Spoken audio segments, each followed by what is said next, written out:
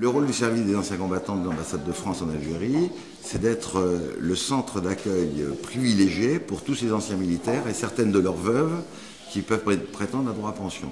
Un ancien militaire ou un ancien combattant se pose des questions sur les droits qui sont ouverts par ces situations. Son premier réflexe, c'est de venir nous voir avec l'ensemble de ses documents en sa possession.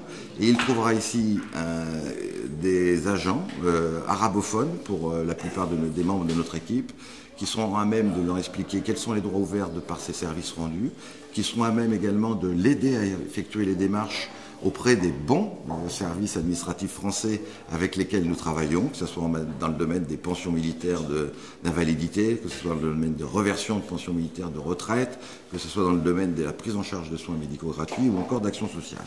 Donc au-delà de ce bilan et de cette aide à la démarche administrative, ce qu'on appelle dans notre jargon les conseils administratifs et sociaux, il y a la possibilité pour notre service de mettre en œuvre des aides financières sur des fonds d'action sociale qui sont mis à notre disposition par l'Office national des anciens combattants et qui nous permettent d'aider les plus démunis d'entre eux. لا خدمت عام نعرف زدت 6 شهور زدت شهر. Ça fait 2 ans qu'il a fait la demande. Il n'a pas été pris en compte. Voilà, qu'il a fait en compte. Dater la demande à la date qu'il indique, même si je n'ai pas d'éléments. ماشي. فهمتي Ça حاجه؟ va, Sidi. Ça va.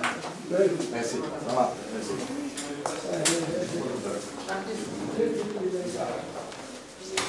Alors, en fait, il se passe la même chose dans tous les bureaux. En une matinée, nous pouvons recevoir jusqu'à 120 personnes. Et sur une année, ça représente à peu près donc 20 000 personnes accueillies et renseignées.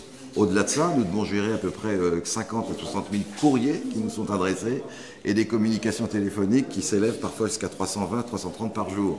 Donc vraiment, cette structure unique d'accueil, qui est maintenant la structure unique d'accueil réouverte en Algérie depuis le 15 octobre 2008, j'allais dire qu'elle était à la disposition de cette population, à la fois par l'accueil physique, mais aussi par la réponse aux courriers qui nous sont adressés et aux demandes de renseignements également qui nous sont adressées par téléphone.